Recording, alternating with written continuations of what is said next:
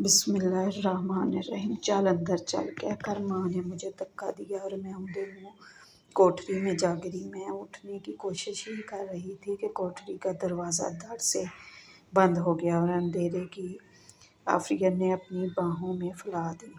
میں جو اندھیرے سے حد درجہ ڈرتی تھی مزید سہم اٹھی۔ میں تو سوچ بھی نہیں سکتی تھی کہ میری ماں میرے ساتھ ایسا سلوک کرے گی۔ میرے قبیلے میں لڑکیوں کی پیدائش پر خوشیاں نہیں منائی جاتی تھیں، مگر میں نے یہ سنا تھا کہ میری پیدائش پر میرے والدین بہت خوش تھے۔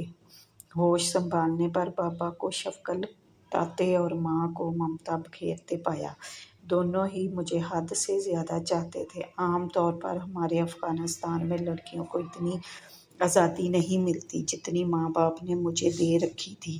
شہر سے لا کر اچھے اچھے کپڑے پہناتی، مٹھائیاں دیتی، مجھے ہر قسم کی آسائش میسر تھی۔ ہمارے صوبے میدان میں اتنی آسائشیں لڑکیوں کے لیے خواب تھیں، مگر مجھے ملتی تھیں، پھر بھی مجھ پر اس دن ایسی سختیاں کی جا رہی تھیں۔ دراصل اس میں میرے ماں باپ کا قصور نہیں تھا، قصور تھا تو حالات کا۔ اگر وہ ایسا نہ کرتے تو بستی والے انہیں بستی سے نکال دیتے، کیونکہ مجھے اندھیری کوٹری میں، اس کوٹری میں جہاں جانور رکھے جاتے تھے، وہاں رکھنے کا حکم صادر ہوا تھا۔ اسی حکم پر ماں مجھے یہاں دھکیل گئی تھیں اور تب سے میری ایک کونے میں ڈری سہمی گم سم بیٹھی تھی۔ ہر پل مجھے یوں لگتا جیسے ابھی کسی کونے سے کوئی جن یا بھوت نکلے گا اور میرا گلا دبا دے گا۔ میں ڈری سہمی بیٹھی تھی۔ ہر طرف جانوروں کی گندگی پھیلی تھی، دفن سے سانس لینا دوپہر تھا۔ اگر حالات ایسے نہ ہوتے تو شاید ماں باپ مجھے کبھی بھی اسی گندگی میں نہ پھینکتے۔ یہ بھی تو ان کا پیار تھا کہ مجھے اس گندے کمرے میں رکھے ہوئے تھے، ورنہ مجھے جس بیماری نے گھیر لیا تھا، اس میں مبتلا شخص کو تو بستی سے نکال دیا جاتا ہے۔ اماں ابا نے جرگے سے ہاتھ جوڑ کر التجا کی تھی کہ تب یہ حکم ہوا تھا کہ مریضہ کو انسانوں سے دور رکھو، اور میں جانوروں کے درمیان پہنچا دی گئی تھی۔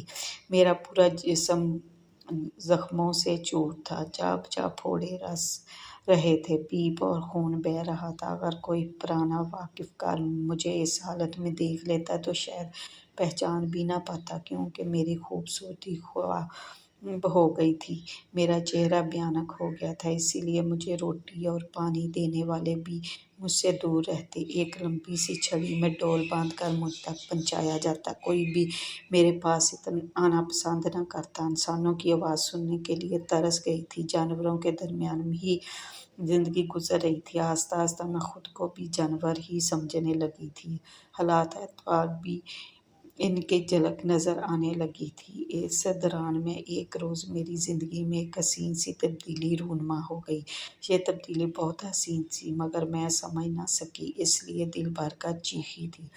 باہر نکلنے کی کوشش کرنے والوں سے خوب زور آزمائی کی تھی، مگر ان لوگوں نے میڈم کے حکم سے مجھے باہر نکال ہی لیا۔ یہ میڈم بھی عجیب شخصیت تھی۔ پاکستان کے شہر کراچی سے مریضوں کی تلاش میں میدان آئی تھیں۔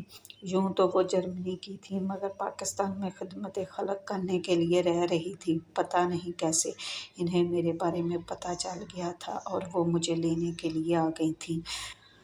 مجھے اس جانوروں والی کوٹری سے نکالا گیا تھا۔ میرے جسم سے بدبو کے بھبکے اڑ رہے تھے، کپڑے پھٹ کے چیتڑوں میں بدل گئے تھے۔